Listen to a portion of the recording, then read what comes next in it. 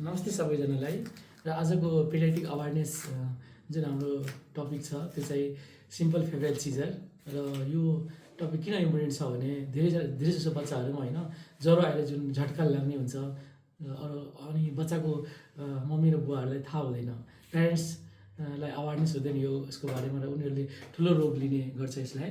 अनि त्यसको बारेमा किन बुझाउने इम्पोर्टेन्ट छ भने यसलाई मानसिक रोग भनेर चिनिन्छ धेरै ठाउँमा जहाँ अवेरनेस छैन। त्यसले गर्दा यसको बारेमा this is one of the important topic to discuss.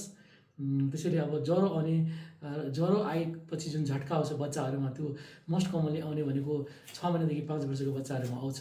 अनि यो ज्वरो पछि मात्रै आउँछ, ज्वरो लागेपछि मात्रै आउँछ र ज्वरो नआएको बेला चाहिँ हुँदैन। फेरि ज्वरो नआएको बेला यदि यस्तो झट्का लाग्यो भने त्यो चाहिँ फेरि अर्कै रोग बुझिन्छ होइन, त्यो हामी पछि डिस्कस गरौँला।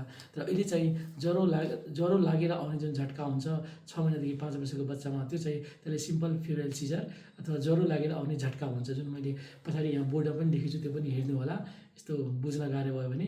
अनि त्यस्तो समस्यामा के गर्ने र के नगर्ने, हामी सपोज घरमा बच्चा छ, ज्वरो आएर झट्का आयो अरे होइन, अनि हात खुट्टा काम्यो, बच्चाले आँखा फर्कायो, मुखबाट फिज निकाल्यो अथवा दाँत पुरै टाइट गरियो, जिब्रो टोकियो, अनि ब्लड आयो, दाँत टोकेर चाहिँ ब्लड आउँछ, अनि बच्चाहरू कहिलेकाहीँ पुरै यो हात खुट्टाहरू पुरै टाइट गर्ने, जिब्रोहरू पुरै टाइट गर्ने, दाँत किचेर यसरी बेहोस जस्तै हुने होइन, अनि आँखा माथि फर्काउने, त्यस्तो समस्याहरू भयो भने के गर्ने र के नगर्ने त्यो चाहिँ इम्पोर्टेन्ट हुन्छ। किनकि त्यति बेला त हस्पिटल हुँदैन नजिकमा, कसैको घर टाढा हुन्छ, अनि गाडी साधन पनि हुँदैन हस्पिटल लाग्ने होइन। अनि बच्चाको प्यारेन्ट्सहरू डराएर के गर्ने आदिन्छ, अनि बच्चालाई केही पानी खुवाइदिने, जडीबुटी खुवाइदिने अथवा कुनै औषधि खुवाएर जसरी पनि निको पार्ने अथवा धामी झाँक्रीलाई देखाउने, त्यस्तो कामहरू चाहिँ गर्नु हुँदैन।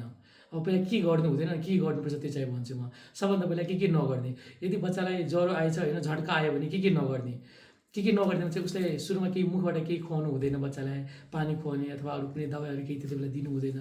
किनकि त्यो बच्चा एस्पिरेट गरेर सर्केर त्यो सास फेर्ने नलीमा गयो भने त्यो तुरन्तै जान जान सक्छ। त्यसैले बच्चालाई झट्का आइरहेछ त्यति बेला हामीले मुखबाट केही नखुवाउने, पानी पनि नदिने, अनि त्यो झट्कालाई त्यो केही राखेर त्यो मुखमा जस्तै चम्चा राखेर अथवा कुनै सामानहरू राखेर त्यो रोक्ने प्रयास नगर्ने अथवा मुखमा कपडा नराख्ने।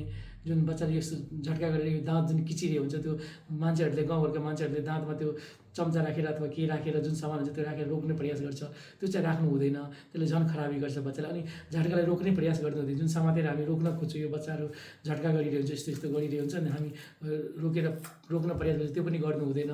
भनेको 3-4वटा कुरा बुझ्यो। एक त मुखबाट केही नखुवाउने, नआतिने, अनि त्यसपछि बच्चालाई त्यो झट्का रोक्ने प्रयास नगर्ने, अनि त्यसपछि अनि टाइम चाहिँ नोटिस गर्नुपर्छ हामीले कति बेरसम्म भयो होइन, टाइम इज इम्पोर्टेन्ट। अनि एउटा भिडियो सकभर भयो भने एउटा भिडियो पनि बनाएको राम्रो हुन्छ, किनकि भिडियो बनायो भने डक्टरलाई त्यहाँ देखायो भने त थाहा हुन्छ कस्तो टाइपको झट्का आइरहेछ होइन।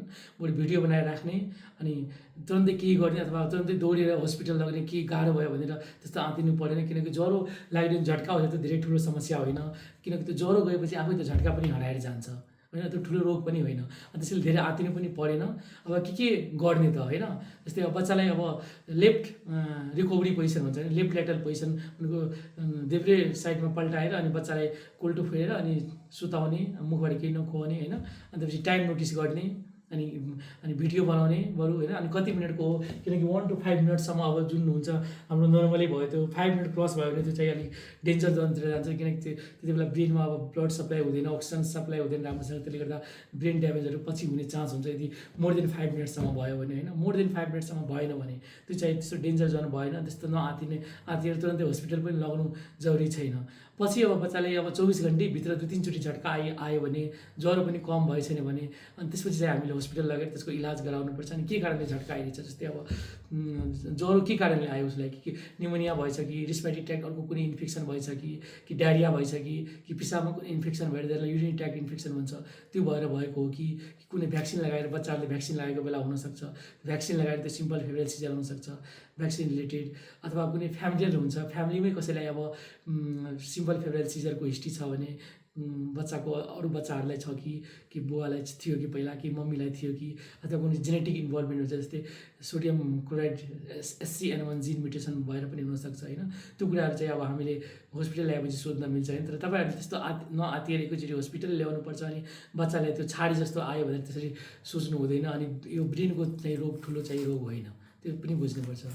यति भन्दै म आजको टपिक यहीँ रोक्छु र अगाडि नेक्स्ट टपिक चाहिँ यसको अब simple febrile seizure more than 15 minute भयो भने त्यसलाई अथवा 24 घन्टामा 2 दिनचोटि आयो भने त्यसलाई कम्प्लेक्स फेभरेट सिजर भनिन्छ। अनि त्यसलाई कसरी म्यानेज गर्ने, त्यसलाई हस्पिटलमा के उपचार गर्छ त्यो चाहिँ म नेक्स्ट एपिसोडमा भन्छु। ल यति भन्दै धन्यवाद, थ्याङ्क यू।